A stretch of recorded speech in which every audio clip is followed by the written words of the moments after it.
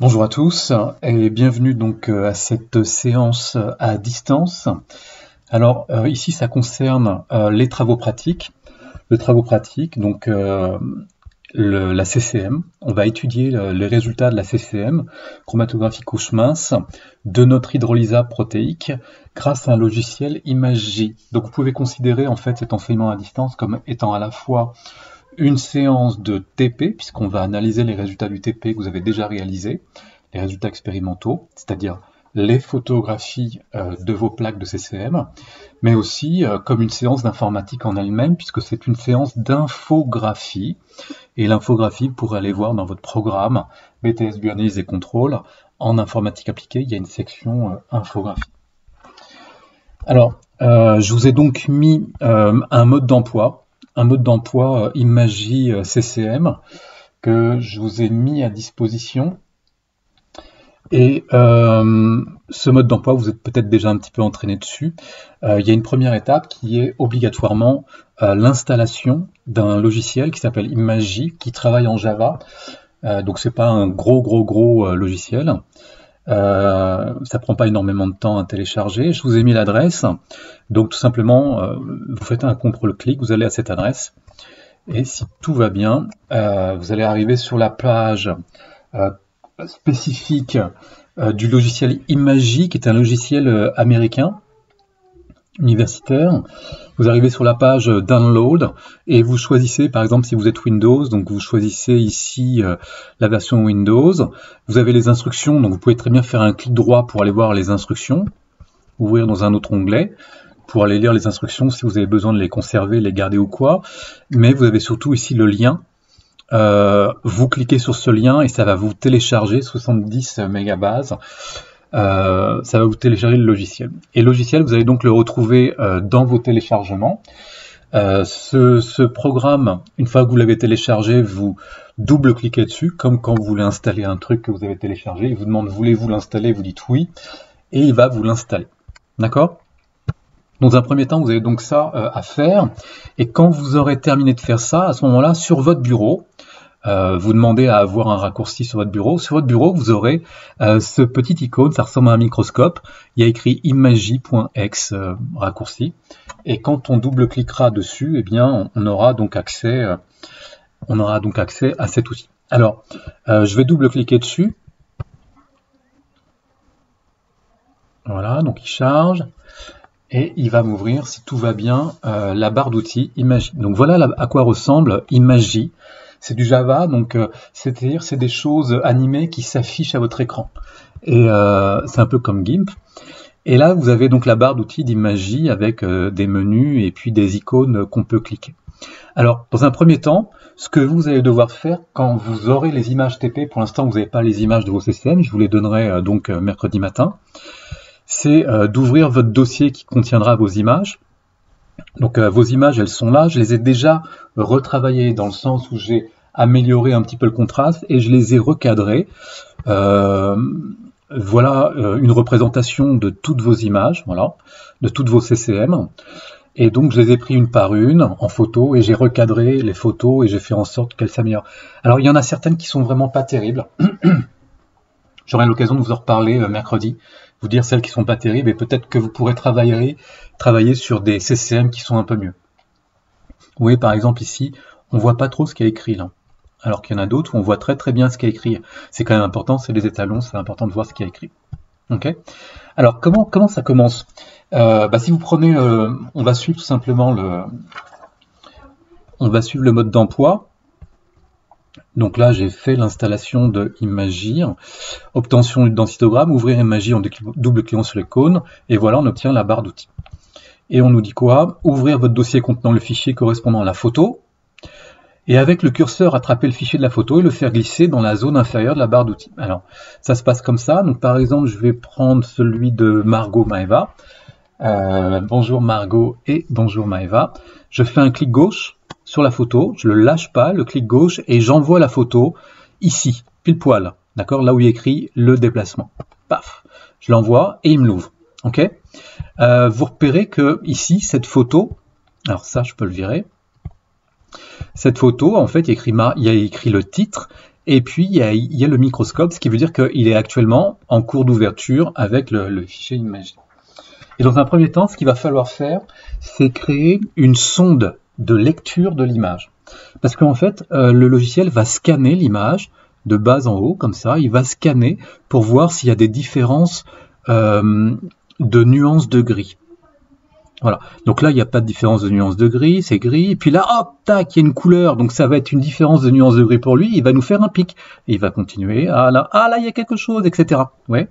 Alors, pour ce faire, pour qu'il puisse lire de manière verticale comme ça, il faut qu'on lui crée des pistes de lecture. Alors, pour créer des pistes de lecture, ici, vous avez des icônes. Vous prenez l'icône rectangulaire. J'ai l'icône rectangulaire et vous voyez, j'ai un espèce de réticule en forme de croix. Et là, je vais me placer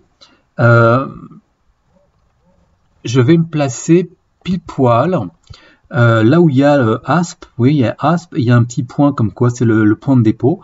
Je vais me placer juste en dessous, à 2 mm à gauche de mon dépôt et sous la barre de dépôt. Alors voilà, je fais ça comme ça, par exemple, ici. Et puis, je clique. Alors attendez, je vais planter, hop.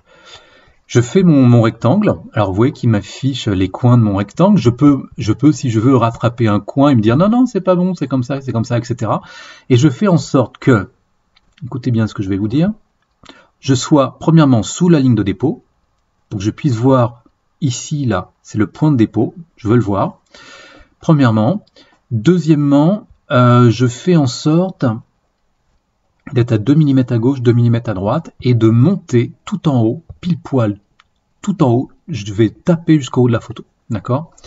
Et là, j'ai ma première sonde de lecture, et cette sonde de lecture, je vais pouvoir la répéter jusqu'au bout. Alors, faites attention, il faut qu'il y ait un petit peu de distance, donc là, j'étais un petit peu plus loin, donc je vais raboter un petit peu, 2 mm à gauche, 2 mm à droite, voilà, j'ai une sonde de lecture qui m'a l'air suffisamment étroite, mais pas trop. Et vous voyez que si j'ai déposé aspe là, et bien cette couleur-là, c'est peut-être mon acide aminé aspartate. D'accord? Qu'est-ce qu'on fait ensuite? Eh bien ensuite, on va dans Analyse, Gel et Select First Lane. Comme c'est notre première sonde de lecture, il faut faire d'abord Select First Lane. Je clique, Select First Lane, et là il me met un 1. Comme quoi, c'est la première sonde. Cette sonde, une fois qu'elle est créée, je ne vais pas en créer d'autres parce que ça n'irait pas de créer des sondes différentes. Il va devoir travailler avec la même sonde. Donc, je mets mon curseur dans la sonde. Vous voyez, ça change le réticule à flèche blanche. Et je vais décaler vers la droite. Alors, vous voyez, je peux le mettre n'importe où, mais là encore, je vais le taper en haut. Bing, pour être sûr qu'il soit bien calé en haut. Et je vais le mettre, je vais faire en sorte d'encadrer pile poil 2 mm à gauche, 2 mm à droite, quoi? Eh bien, mon point de dépôt de mon deuxième acide aminé. Ok? Alors, en même temps, je vois que je ne couvre pas bien ma tâche, donc je me déplace un petit peu à droite, voilà, pour couvrir un petit peu mieux ma tâche. Voilà, mon troisième acide aminé étant là. Et là, j'ai donc ma deuxième sonde. Donc, je fais Analyse, tac, et là, je ne fais pas First Lane, c'est pas la première ligne, c'est la deuxième. D'accord? Deuxième piste. Donc, je fais Select Next Lane. Et je clique. Et là, il me met un 2. Et de nouveau, je continue, je me déplace à droite, et ainsi de suite. Alors, vous allez me dire, Select Third, c'est-à-dire la troisième. Non, il n'y a pas Third, donc vous faites Next. Et là, il me met un 3. Et je continue. Je vais toutes les faire comme ça, une par une. D'accord? Je me décale, j'encadre, je fais Analyse, Gel, Next Lane. Et je continue. Voilà. Ok? Et je continue, Gel, Next Lane. Ok?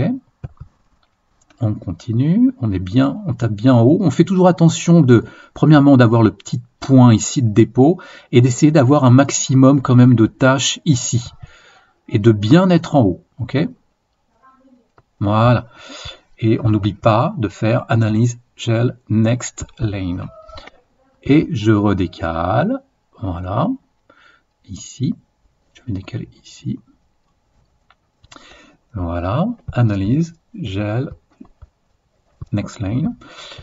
Je continue. Et vous allez devoir quand même faire ça pour tous vos dépôts. Surtout, vous calez bien en haut à chaque fois. Comme ça, tout sera parfaitement homogène. Voilà, gel, next lane. Alors bien sûr, vous pourrez passer un petit peu plus vite cette partie de la vidéo, hein, puisque c'est toujours la même chose. Voilà. Next lane. Et on continue. Aspartate, ici. Analyze, gel, next lane.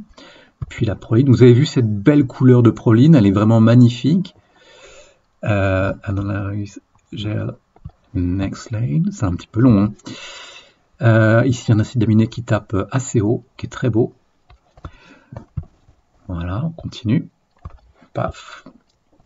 Ça n'en finit plus. Mais si, c'est bientôt fini, vous inquiétez pas. Voilà, analyze, gel, next lane. Alors, le suivant. Il n'y a rien, mais on le prend quand même. Il y a quelque chose en fait ici, là. Il y a un truc.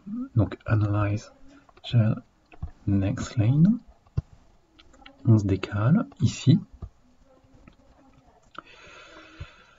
Ok, on continue. Ici, il y en a un particulier. Alors, c'est pas un particulier en fait, c'est notre hydrolysa, tout simplement. Enfin, c'est votre hydrolysa, Margot Maeva. Ici, analyze, gel, next lane. On continue. Encore un aspartate.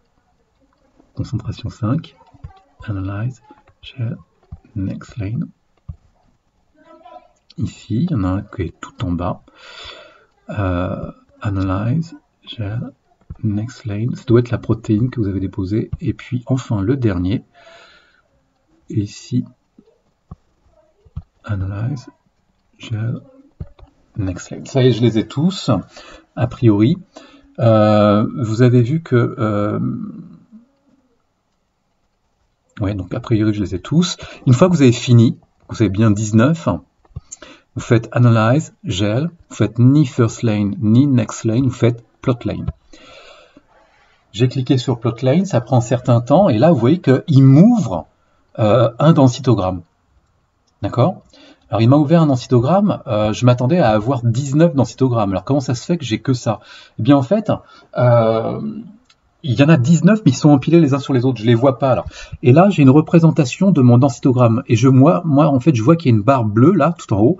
C'est parce que je suis tout en haut de mon densitogramme. Donc, vous avez vu, je suis vraiment très très loin. Alors, ce que vous pouvez faire, c'est vous cliquez sur le moins de votre clavier. Et quand vous cliquez sur le moins de votre clavier, eh bien, vous en voyez plus des densitogrammes. J'en vois beaucoup, beaucoup plus.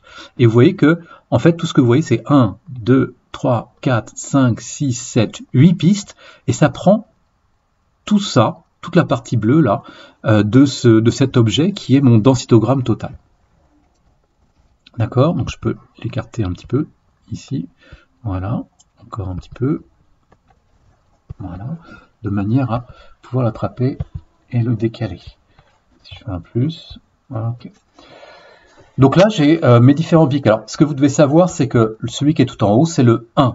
Autrement dit, c'est celui-ci. On voit la première tâche qui est là. C'est, hop, première tâche. Alors vous allez me dire, mais où est le dépôt? Eh bien le dépôt, c'est le petit pic qui est au tout début là. Et puis là, voilà, alors je vais zoomer pour vous montrer un peu mieux, parce que là on voit rien.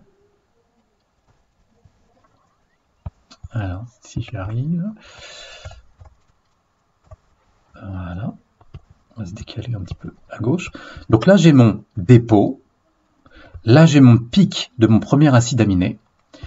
Et puis, un petit peu plus loin, il faudra que vous fassiez bien attention, j'ai ma ligne de front. C'est-à-dire que le premier trait qui apparaît, qui est ici, c'est celui-là, là, ici, là. Ça, c'est ma ligne de front. Puis après, j'ai des choses bizarres. Voilà, j'ai encore une autre ligne, là, ça doit être celle-là. Et puis après, j'ai la bordure de ma plaque de CCM qui doit être ici. Vous voyez, donc ma ligne de front, elle est là, en fait, ici. Et là, elle est là pour le deuxième. OK ? Donc il faut bien comprendre comment sont faits les densitogrammes. Alors, une fois que vous avez fini d'obtenir ce densitogramme, surtout ce que vous n'oubliez pas, c'est que vous le fermez et il vous demande si vous voulez l'enregistrer, et là, vous n'oubliez pas de dire oui. Donc je le ferme. Il va me demander, est-ce que vous voulez changer plot of Margot Maeva Sable? Alors vous dites oui. Voilà. Il va vous demander où est-ce que vous voulez le ranger. Alors moi, j'en avais déjà sauvegardé un, il me semble. Le pointif, tiens, je le vois pas. Non, c'est pas grave. Travail prof, voilà. Plot of Margot pointif. On va mettre un 2, ça. Et je vais faire enregistrer. Et voilà, c'est fait. Et comme je l'avais, donc ça y est, je l'ai enregistré. Hop, il s'en va. Ensuite, on fait quoi? Eh bien, ensuite, on va essayer de déterminer les RF de chacun de nos spots. Alors, comment on fait? Eh bien, on revient dans notre dossier et le fichier que vous venez de sauvegarder, le pointif, ici, celui-là, eh bien, vous allez vous en servir comme photo à analyser avec Imagy. Donc, je l'attrape, clic gauche, je l'envoie dans Imagy. Voilà, c'est fait. Alors, vous allez me dire, bah, monsieur, on voit rien. Patience. Voilà. Je fais plus. Voilà, c'est donc... alors, il faut que je vous explique un petit peu comment on manie les zooms et les dézooms. C'est-à-dire que si je me mets là et que je zoome, à ce moment-là, je vais zoomer sur le milieu. Oui, c'est-à-dire qu'il zoome à l'endroit où se trouve votre réticule. Donc, si vous voulez vous déplacer, par exemple, voir tout ce qu'il y a en bas, bah, il faut vous décaler vers le bas. Et puis, je me décale encore. Alors, je fais un moins et je suis encore vers le bas. Je fais un plus et puis je fais un moins et je vais encore vers le bas. J'espère que vous avez compris ce que je voulais dire. C'est pas évident. Voilà. Donc, si je me mets ici, je me mets tout en bas, je fais un plus, je fais un plus, je fais un plus. Vous avez vu? Regardez là, où est-ce que je suis? Je suis tout en bas. Je fais un plus, encore un plus, et là j'ai donc mon dernier, mon numéro 19. Si je veux revenir tout en haut, eh bien je vais dézoomer jusqu'à tout avoir.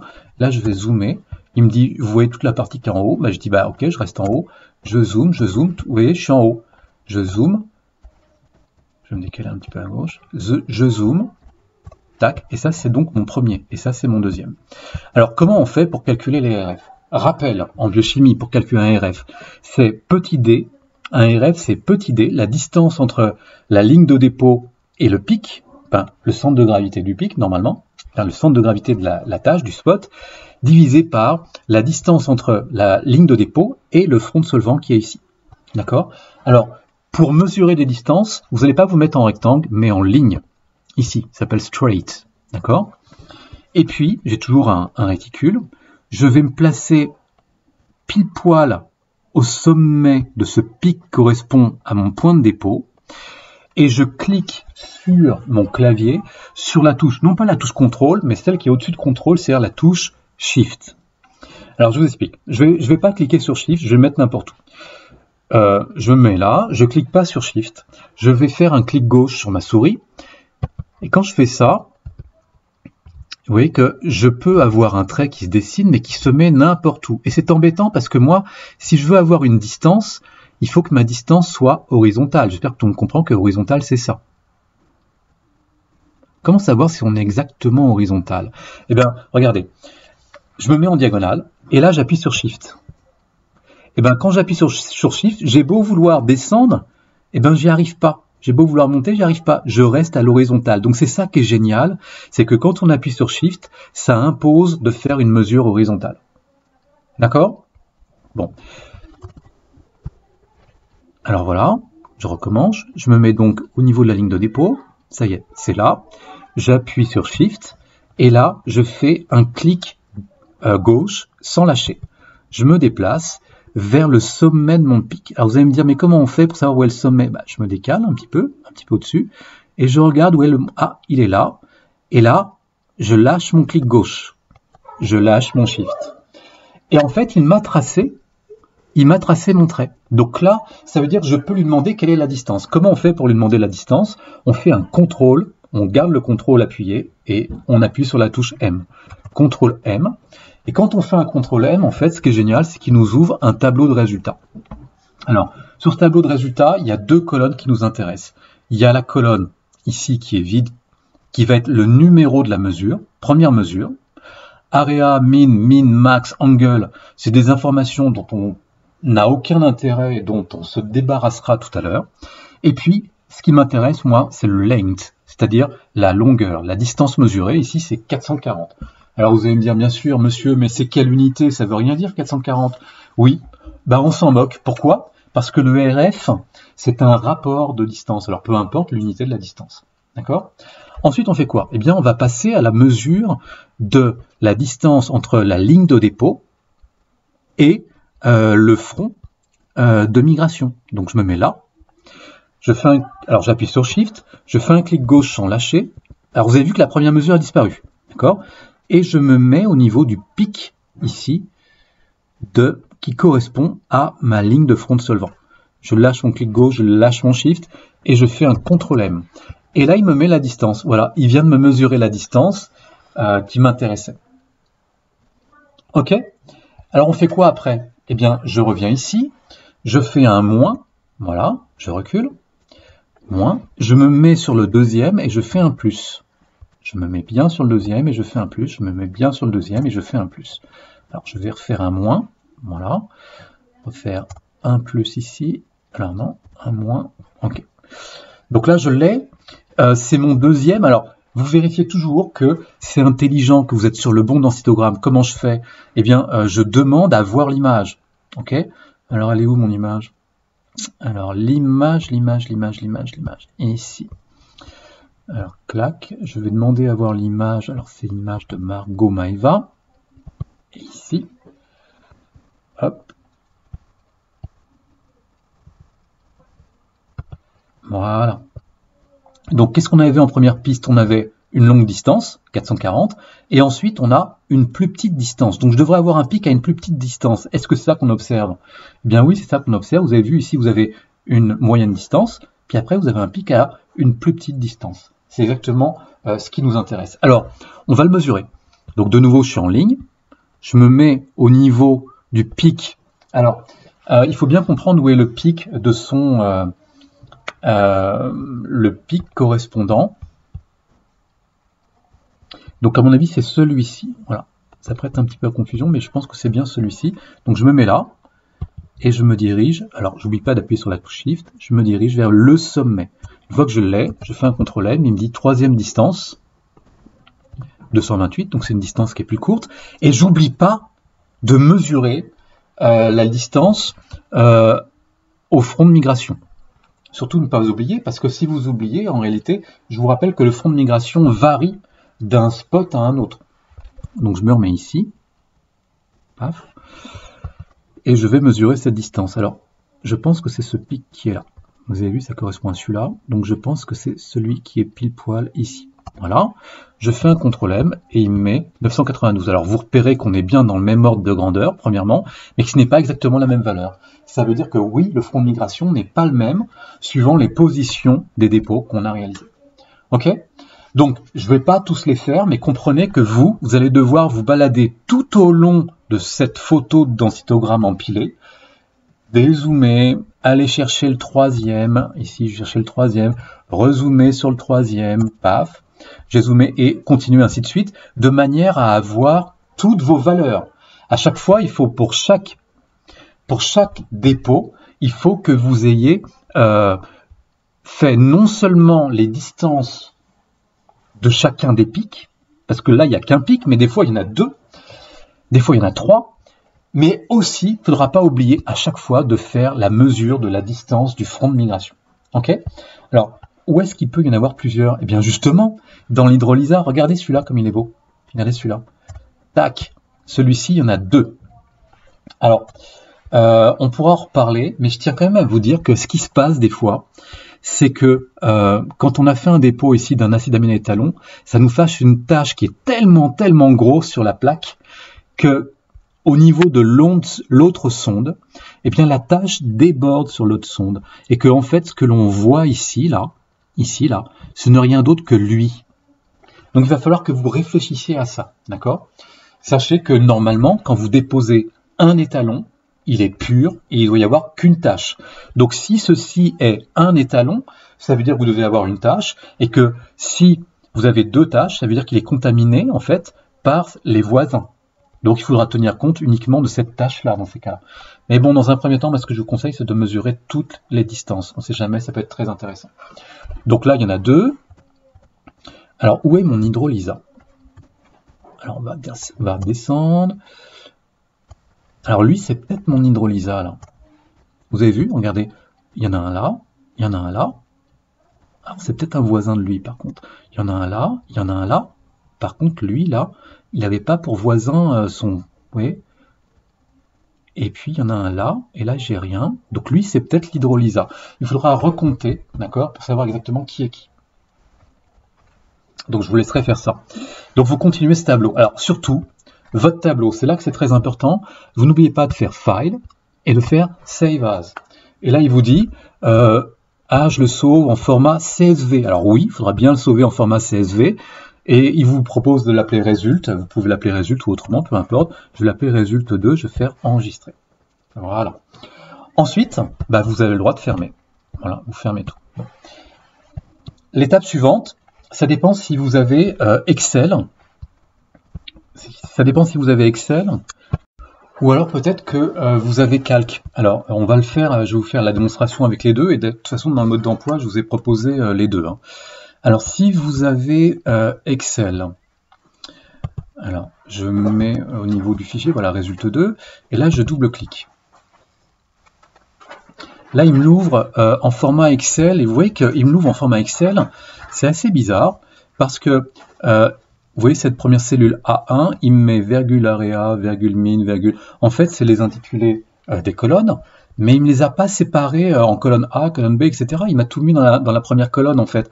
Pareil, si je vais en A2, eh bien, j'ai toutes mes valeurs, dont la première mesure de la distance 440, ça c'est la mesure 1, mais il ne les a pas mis dans des colonnes différentes. Donc c'est très très très embêtant, parce que ça c'est le format qui s'appelle CSV, qui veut dire comma separated value, ce qui veut dire valeur séparée par des virgules. Donc c'est compliqué de récupérer un format CSV si on ne connaît pas comment faire pour l'ouvrir. Alors je vais vous montrer comment faire pour l'ouvrir. Donc vous ouvrez Excel et vous faites Nouveau. Et là vous allez dans Données, et dans Données, vous faites à partir d'un fichier, alors on est ici, récupérer et transformer des données à partir d'un fichier texte CSV. Alors c'est justement ce qu'on a nous, on a un fichier texte CSV. On clique dessus, il nous dit où est passé votre fichier texte CSV.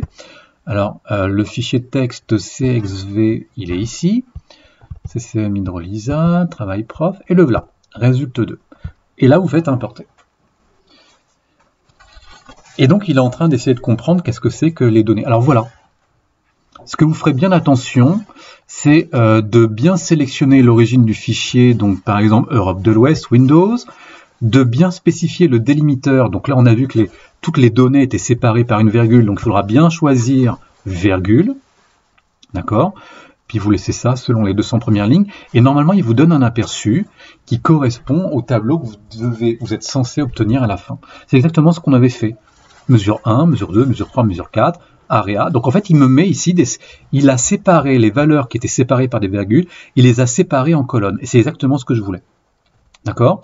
Une fois que c'est fait, une fois que c'est visualisé, que vous avez bien mis virgule ici, vous faites charger. Mon tableau est vide pour l'instant, et ça y est, il me construit mon tableau. D'accord? Alors, il me le construit bizarrement parce que, en fait, les délimiteurs ici, je vais pouvoir faire des classements ou pas, d'aller du plus petit au plus grand. Bon, pour l'instant, nous, on ne s'occupe pas de ça. Je peux fermer ici. Voilà. Et j'ai mon tableau. Alors, sachez, comme je vous l'ai dit tout à l'heure, que les colonnes B à F, c'est-à-dire area jusqu'à angle, nous intéressent absolument pas du tout. Donc, on va s'en débarrasser. Voilà. On les sélectionne et on fait supprimer. On récupère juste le nom de la mesure et on récupère aussi les distances. D'accord? Length, c'est les distances.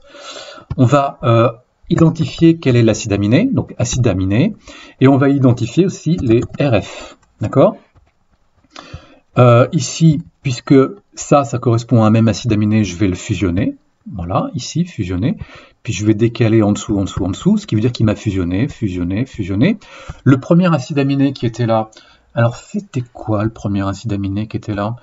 Est-ce qu'on le voit bien sur la photo? On va aller voir ça. Alors le premier acide aminé, c'était un aspartate, et après c'était une arginine. Donc ici je vais écrire asp, et ici je vais écrire arginine. D'accord? Et je vais calculer les RF. Alors pareil, ici je fusionne, et puis hop, je décale jusqu'en bas. Alors à quoi est égal ce RF? Eh bien c'est égal à la distance petit d divisé par la distance grand D. D'accord? Donc ici, j'écris égal ça. Alors oui, alors il me l'écrit bizarrement parce qu'en fait, ça et ça. Donc égal. Donc là, vous n'allez pas pouvoir aller cliquer en fait. Il va falloir écrire les coordonnées. Donc c'est égal à B2 divisé par B3. On fait entrer. Et là, il me donne mon résultat. C'est génial. Je le centre un petit peu. Et puis je vais lui enlever plein de chiffres après la virgule. Vous ferez en sorte de laisser, s'il vous plaît, 4 chiffres après la virgule. Donc ici, 1, 2, 3, 4 chiffres après la virgule et on est bon. Et là, je fais la même chose ici. Est-ce que je peux le décaler là? Alors, est-ce que je suis bon? On va regarder si je suis bon ici, là. B4 sur B5, B4 sur B5, c'est bon. D'accord? Et ça y est, vous avez vos RF. Bon. Donc, voilà comment vous allez faire avec, Excel. On essaye de le faire avec Calc. Donc, pour ceux qui n'ont pas Excel, vous retournez là où vous avez votre fichier CSV2, vous cliquez gauche un coup, et puis il vous propose de l'ouvrir avec Excel, vous prenez la petite flèche, et il vous propose de l'ouvrir avec Calc. Donc, c'est quoi Calc? C'est Excel en OpenOffice. D'accord? Si vous n'avez pas la licence, vous n'avez pas réussi à installer la licence étudiant Libergier pour aller à Microsoft, vous pouvez très simplement aller sur Google, taper OpenOffice, télécharger, vous téléchargez toute la suite OpenOffice, vous aurez, alors je ne sais plus comment il s'appelle, je crois qu'il s'appelle Text, vous aurez Calc, Text et Word, mais en OpenOffice, c'est gratuit. Donc là, je dis, bah oui, moi je veux l'ouvrir avec Calc, donc je sélectionne, hop, il le charge, il ouvre OpenOffice, et là, direct. Contrairement à Excel, OpenOffice et Calc, il vous dit, oh là, du CSV, alors attendez, je vais le séparer avec quoi? Alors peut-être que vous avez tout ça qui était... peut-être que vous, quand vous allez l'ouvrir, il y aura tout ça qui sera coché, tabulation, point virgule. Si vous mettez tabulation, point virgule, voilà à quoi ça va ressembler à un truc où en fait il n'y aura pas de colonne. Il y aura standard et puis il y aura les valeurs. Donc c'est pas du tout ça qu'on veut. Donc vous dites c'est du CSV, c'est séparé par des virgules. Donc vous sélectionnez virgule. On a toujours Europe occidentale, Windows 1952, d'accord? On voit bien ce que ça va donner à la fin. Et là on fait OK. Et ça y est, on récupère exactement le même type de tableau qu'on avait tout à l'heure et on va refaire exactement les mêmes manips, c'est-à-dire ici, on va supprimer les colonnes. Voilà. Et puis ici, on va pouvoir fusionner. Alors tiens, où est-ce qu'on fusionne? C'est là qu'on fusionner les cellules. Et puis, est-ce qu'on peut ici faire ça? Non, bon, c'est pas grave, il faudra le faire à la main là pour le coup. Donc ça, c'est ASP. Voilà. Est-ce qu'on peut le centrer? Oui. Et puis ça aussi, on va le fusionner. Et on va mettre arginine. Voilà. Et puis pour ce qui est du calcul du RF, donc je fusionne ici et j'écris que c'est égal à ça. Alors là pour le coup vous avez vu ça marche, divisé par ça et je fais égal. Et voilà. Je réduis mon chiffre pour garder que 4 chiffres après la virgule. Et j'ai mon RF. Génial, non? Bon. Alors, vous ferez attention, hein. Ce qui est important, c'est de bien savoir, c'est-à-dire de voir une traçabilité, c'est-à-dire que les mesures que vous avez mesurées avec Imagy, il faut savoir exactement à partir de quelle piste ça appartienne. Donc, ça veut dire que quand vous êtes sur le densitogramme, il faut exactement savoir, devant le densitogramme, les valeurs de mon tableau, elles appartiennent à quel pic, d'accord? Parce qu'il y a certains pics où il y a plusieurs... Il y a certains densitogrammes que vous allez observer où il y aura plusieurs pics, notamment celui qui nous intéresse le plus, c'est le densitogramme de notre hydrolysa. Le but est de savoir l'hydrolysa, il contient quel acide aminé. C'est ça le but, hein, rappelez-vous. Bon, donc on a fait Excel, on a fait Imagy. Qu'est-ce que vous devrez faire Ah oui, alors pour finir, une fois que vous aurez fait votre tableau et que vous aurez vos valeurs ici de RF, eh bien, il va falloir habiller. Je veux que vous m'habillez justement ce graphique de densitogramme avec Paint. Alors, comment vous allez faire? Vous allez dans Windows, ici, vous tapez Paint. Normalement, tous les ordinateurs Windows ont Paint. Donc, Paint, il me le propose, application, je fais OK, et il m'ouvre Paint. Et puis Paint, qu'est-ce qu'on va faire? Eh bien, on va lire avec Paint, on va lire justement ce densitogramme pointif. Donc il est où le densitogramme pointif? C'est là. Plot of Margot Maeva Sab 2 pointif. Je l'ouvre ici. Voilà. Et là, j'ai tous mes densitogrammes. Et vous voyez que pour l'instant, alors regardez celui-là comme il est magnifique. J'espère que vous repérez ce que c'est. Vous avez vu tous ces pics là? C'est l'hydrolysa de Margot et Maeva. Bravo les filles, bravo. Oui, on a plein de pics, c'est génial. Donc, alors, est-ce que c'est ça? Est-ce que je suis pas en train de délirer? On va les compter. 1, 2, 3, 4, 5. Alors c'est peut-être le cinquième, je suis peut-être trompé. 6, 7. Est-ce que c'est le septième? Allons voir donc l'image. 1, 2, 3, 4, 5, 6, 7. Septième. Voilà l'hydrolysa. Toutes ces petites bosses que vous voyez ici, là, ce n'est rien d'autre que potentiellement des acides aminés qui sont présents. Mais comment savoir quels acides aminés sont présents? Regardez ici, là. Juste en dessous, là, j'ai un étalon. Oh, il était bien concentré. Je sais exactement lequel que c'est celui qui vient après mon hydrolysa. C'est-à-dire, c'est qui? Eh bien, c'est celui-là qui est là. Ok, alors vous dites, ah, bien sûr, on voit pas trop ce que c'est. On va faire un contrôle plus. Voilà, il est écrit alanine. Donc lui, c'est l'alanine. Donc lui, là, c'est l'alanine. Donc si j'en ai ici, c'est de l'alanine. Alors, ce qu'il faut bien comprendre, c'est que les pistes que vous avez fait avec Imagie, les sondes de lecture, eh bien des fois, la sonde de lecture, comme elle est placée, vous en êtes rendu compte, j'espère, c'est-à-dire qu'elle prend des spots qui sont à droite, c'est-à-dire sur la sonde d'après. Bon, mais je vous laisserai réfléchir à tout ça. Alors, qu'est-ce que je vais vous demander au niveau de Paint? Voilà. Au niveau de Paint, première chose, vous devez identifier le densitogramme pour qu'on soit sûr, une fois et pour toutes, que là, le premier, c'est aspartate, le deuxième, c'est arginine. Premièrement. Deuxièmement, je veux que vous me mettiez des couleurs. Donc, l'aspartate, vous lui donnez une couleur. Par exemple, aspartate, on va lui donner la couleur marron. Je fais texte, je prends un curseur et j'écris aspartate. Voilà. Aspartate étalon. Bon, aspartate, c'est très bien. Je reviens ici et je vais là. Ensuite, je fais quoi? Eh bien, je retourne ici et je dis, ah bah tiens, l'aspartate, étalon, 0,4374. C'est mon pic. Ok? Donc, je reprends ici le graphe et je me mets ici, j'écris asp à la ligne RF égale 0. C'était quoi déjà? Je ne me rappelle plus. 0.4374. 43,74.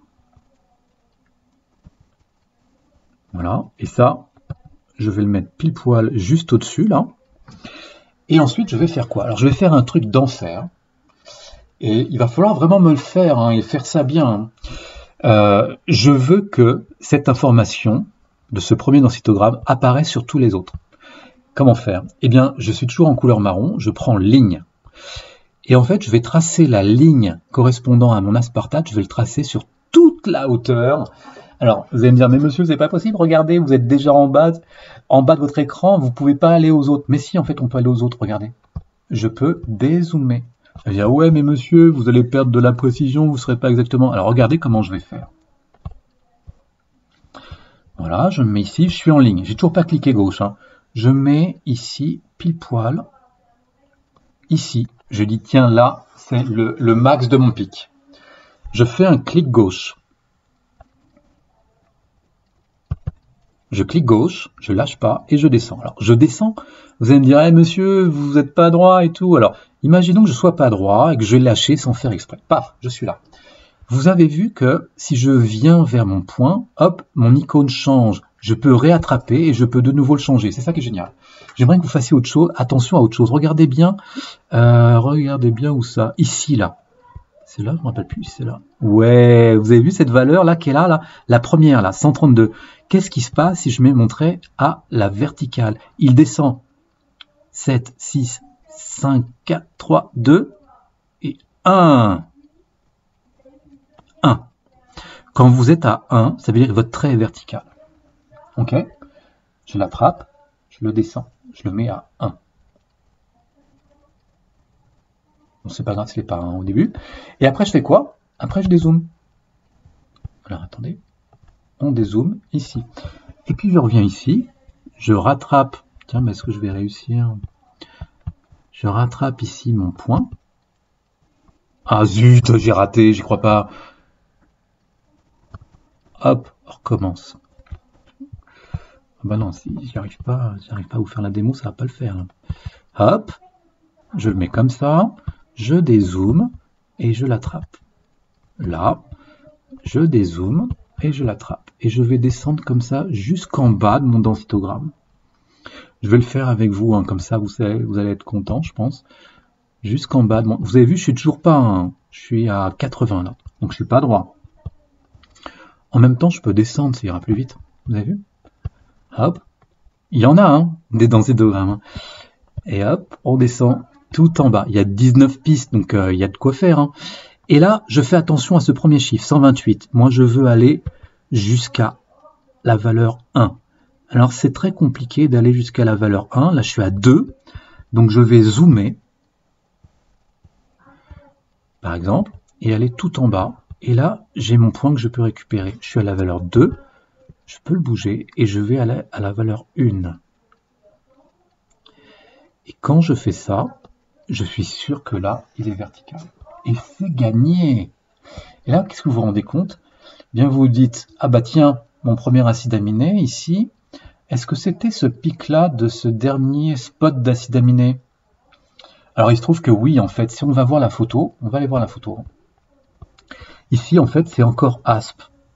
Alors, vous allez me dire, bah, pourquoi le premier asp ne va pas au même endroit que le deuxième asp? Ben, en fait, ça dépend, en fait, voilà, dézoomer. Ça dépend, en fait, comment dire, la migration, les spots, même si c'est les mêmes acides aminés, ils vont peut-être pas au même endroit. Parce que, en fait, peut-être que la ligne de front de solvant n'est pas la même pour ce premier acide aminé asp et ce dernier qui est là, mais que quand vous faites le RF, ça donne le même RF. Donc c'est ça qu'il faudra faire attention et bien voir. En tout cas, celui-ci, c'est bien un asp, mais il a une autre migration. Mais peut-être que le front de migration qui est là, il ne faudra pas prendre ça, hein, ça c'est du gribouillage d'écriture. Alors vous allez me dire, c'est quoi ça, monsieur? Ben, ça, c'est le gribouillage d'écriture. C'est ici, là, c'est tout ça. C'est les filles qui ont mis leurs initiales. Et puis, je les ai renforcées en termes de contraste pour qu'on voit bien les initiales. C'est ce qu'on voit ici. D'accord? Donc le front de migration, il est pile poil ici. En tout cas, moi, ce qui m'importe, c'est que pour ce premier acide aminé, ici, je vais zoomer, voilà, vous avez bien mis le nom de l'aspartate, vous avez mis asp, vous avez mis le RF. Et ensuite, on fait quoi? Eh bien, ensuite, bon, je clique un coup ici, pour finir, et là, maintenant, je vais aller voir mon deuxième. Le deuxième, c'est arginine. Je prends une deuxième couleur. Tac, je me mets en texte, je suis en bleu, et j'écris arginine.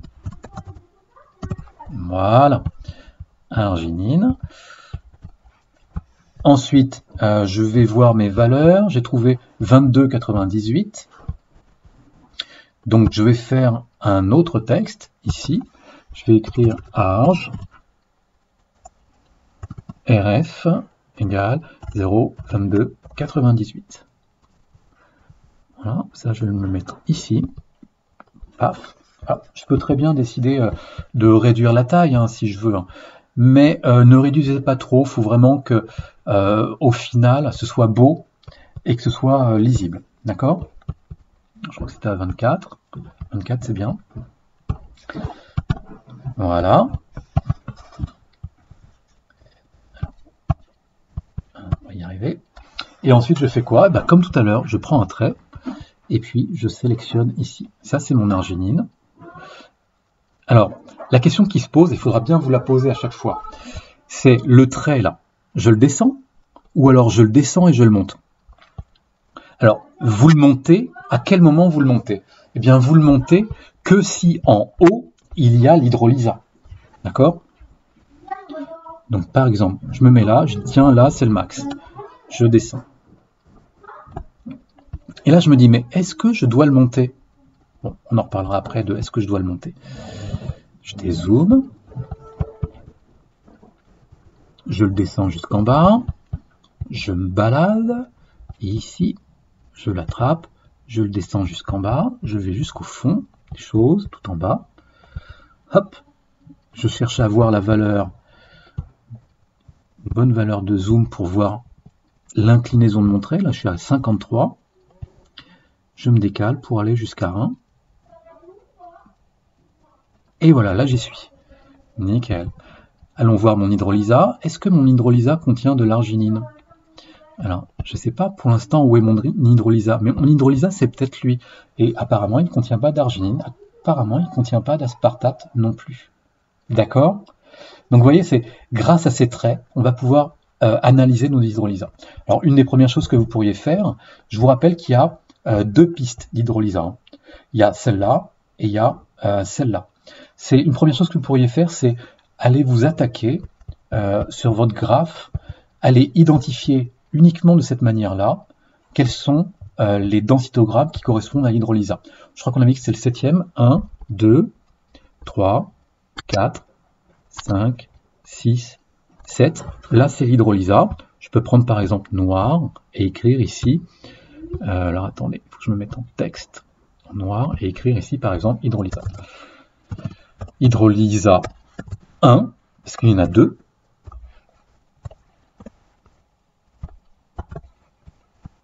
Voilà, hydrolysa 1. Je retourne à ma figure. 7, 8, 9, 10, 11, 12, 13, 14. Donc 7, 8, 7, 8, 9, 10, 11, 12, 13, 14. Il n'a pas exactement la même tête que l'autre, hein. Je ne me suis pas trompé. Donc lui, ce serait l'hydrolysa 2. Je suis en texte, je me mets là. Hydrolysa 2. Alors, vous allez me dire, ça sert à quoi d'avoir déposé deux hydrolysas? C'est pour avoir un comparatif sur deux dépôts différents d'une même chose, pour voir si on a à peu près le même, les mêmes spots. Et vous voyez qu'apparemment, donc on n'a pas exactement les mêmes spots. Il y a un truc qui apparaît ici. Ce serait intéressant de voir s'il apparaît sur les deux hydrolysas. Donc voilà. Et donc petit à petit, ce que vous allez voir, c'est que voilà, votre graphe il va s'habiller et vous aurez de plus en plus d'informations. Ok? Alors quand vous tombez par exemple ici, là, sur votre hydrolysa, ça serait bien de dire ah bah tiens, ça correspond à une ligne et de rappeler à quoi ça correspond. Je vous montre un petit peu ce que j'aimerais que vous obteniez à la fin sur votre graphe. Je vais vous montrer ça. Sur la notice, je vous l'ai mis. Voilà, j'aimerais que ça ressemble approximativement à ça.